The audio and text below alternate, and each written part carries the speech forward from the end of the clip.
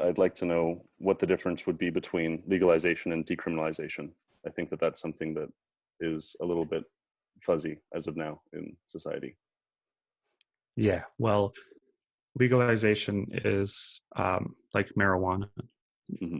in Canada here, where you can just walk into a building that's like an Apple store and you can pick out your weed for recreational purposes. So now, not only is it decriminalized, um, it's what's the word? It's there's another word I'm thinking of, but for lack of a better word, it's widely available now. You can just buy it, and it's sold, it's advertised, it's part of the economy now. The money goes back in to the economy and infrastructure and what have you. Decriminalization is just that. Um, you can't buy or sell that drug anywhere, but you won't necessarily get a prison sentence if you have it. Hmm. So the idea is that you don't want people to have it or buy it. And if you had stores where you could just buy meth and heroin, you're gonna have more addicts, for sure, because it's now just available everywhere. The idea um, is just so that the people that are struggling with it can come forward if they would like to, and say, I have a problem, I need help, without fear of getting arrested.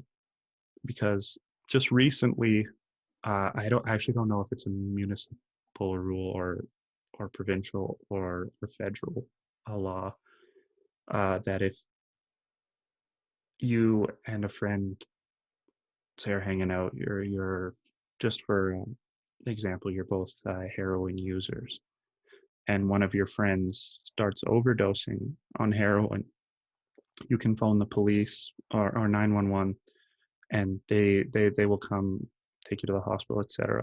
But if they find like heroin needles on your paraphernalia, you won't be arrested, because that life-saving kind of thing. Like if the fear of arrest has actually uh, it killed people, because they won't get the help they need, because is it better is it better to be dead than alive in jail? Like oh shoot, I'm in so much trouble. But it's kind of that, it piggybacks on that kind of idea. Just decriminalization versus legalization is the commodification versus, okay, you're not going to jail, we can help you, but it's not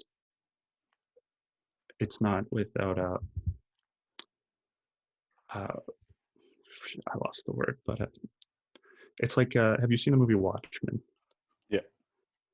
I just like a line Dr. Manhattan does that kind of sums up decriminalization. I can't remember the context, but he said, without condoning or condemning, I understand. Mm. And that's kind of what decriminalization is. Hmm. That's a good line. I like that. The the thing I was thinking of before was the relationship that people have with drugs and how they actually don't, after a while, they don't actually enjoy the drug anymore. They're doing the Yeah. drug just to rebalance their neurochemistry, and they become as Or addicted just to to. not get sick. Yeah, exactly. They're doing the drug, number one, because they actually end up liking the ritual of it. They find that that's Mhm. very soothing, because I think that that's associated to our dopaminergic system, where the dopamine's actually higher on your way to a goal than it is when you Yeah, achieve the goal. complete it.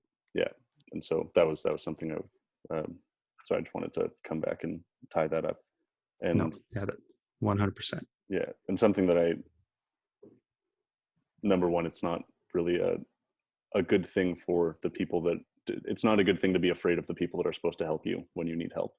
Yes. That's something about the police and the medical system in the scope of addiction. Another thing is the things that become associated with decriminalization. So being able to offer doses of drugs that are very expensive for people in harm reduction site. So a few different facets of harm reduction site is that you're able to you're able to acquire clean needles. That's a huge issue right now, is that people are reusing needles and using other people's needles, and that increases the rate of HIV, which is a deadly Yep. disease and slowly breaks down your immune system. And harm reduction sites allow for you to have a safe place to inject, and they give you clean needles. And also it has the potential to break down any cartel activity. So illicit drug activity and illicit drug selling, it could be broken down if the government begins to regulate drugs. And another part of that is Mhm. drugs are very expensive when you get them illegally, and drugs are less expensive when they're government regulated. And so in these harm reduction sites, you can go from people spending, I don't know, say $50 to $80 on an 8 ball of crack or cocaine, and you can now start having these people pay however much however much it costs for the government to actually create that thing. And then from there, they're actually able to develop a positive feedback loop in their own lives, because they're not anymore spending all of their money on drugs and ending up drug addicted and homeless. They're actually able to save money and put that towards other things, because, like I Mhm. said, they don't need to spend everything on drugs. And that sounds easy enough for anyone that's not addicted to a substance, but when you are addicted to that substance, it's the only thing that makes pain go away. Then that's something that it's something that you need. I'm not even sure how I could properly articulate the experience of needing